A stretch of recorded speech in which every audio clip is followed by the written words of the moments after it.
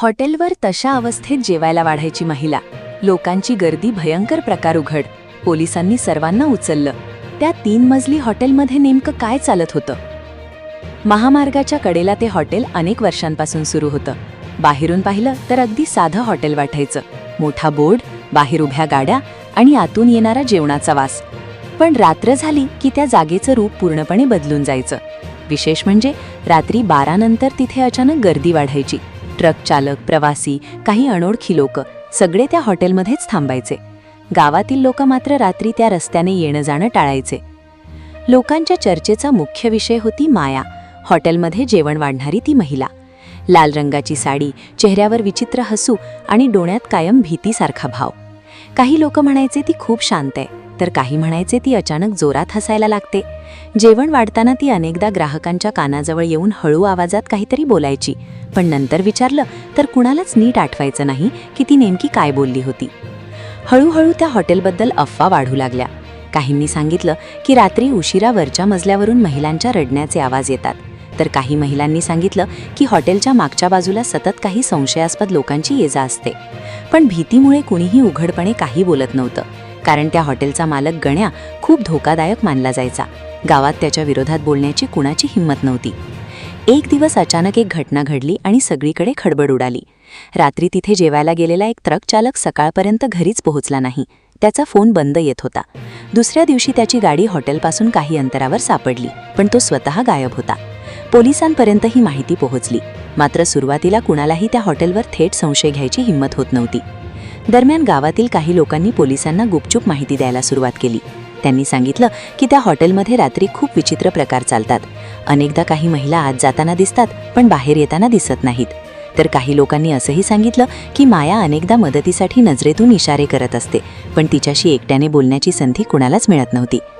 एक रात्री पोलिसांनी साध्या कपड्यांमध्ये त्या हॉटेलमध्ये जाण्याचा निर्णय घेतला. आतमध्ये वातावरण नेहमीसारखं दिसत होतं. लोक जेवत होते, हसत होते, मोठमोठ्याने बोलत होते. माया नेहमीप्रमाणे लोकांना जेवण वाढत होती, पण पोलिसांनी एक गोष्ट लक्षात घेतली. ती सतत घाबरलेल्या नजरेने मागच्या दरवाजाकडे पाहत होती, जणू तिला कुणाची तरी भीती वाटत होती. थोड्या वेळाने माया एका टेबलाजवळ गेली आणि जेवण वाढताना तिने नकळत एक चमचा खाली पाडला. ती खाली वाकली आणि अगदी हलक्या आवाजात म्हणाली, मागे बघा. एवढंच. पोलिसांनी लगेच मागच्या बाजूला लक्ष दिलं. तिथे 2 माणसं सतत एका बंद दरवाजाजवळ उभी होती. त्या दरवाजाच्या आतून हलक्या आवाजात कोणीतरी रडत असल्याचं ऐकू येत होतं. रात्र आणखी गडद झाली तसं पोलिसांनी मागच्या भागात जाण्याचा निर्णय घेतला. सुरुवातीला तिथे जाण्यापासून त्यांना अडवलं गेलं, पण संशय वाढत गेल्याने त्यांनी जबरदस्तीने दरवाजा उघडला. आत अंधार होता, खाली जाणारा जिना दिसत होता आणि त्या जिन्याखालून काही विचित्र आवाज येत होते. वातावरण एवढं भयानक होतं की काही क्षण पोलीस सुद्धा थांबले. खाली पोहोचल्यावर जे दिसलं ते पाहून सगळे हादरले. काही बंद खोल्या, कॅमेरे, मोबाईल आणि संशयास्पद वस्तूंनी भरलेली जागा. तिथे अनेक महिलांचे फोटो आणि व्हिडिओ सापडले. काही महिलांना तिथे जबरदस्तीने ठेवण्यात आल्याचा संशय पोलिसांना आला.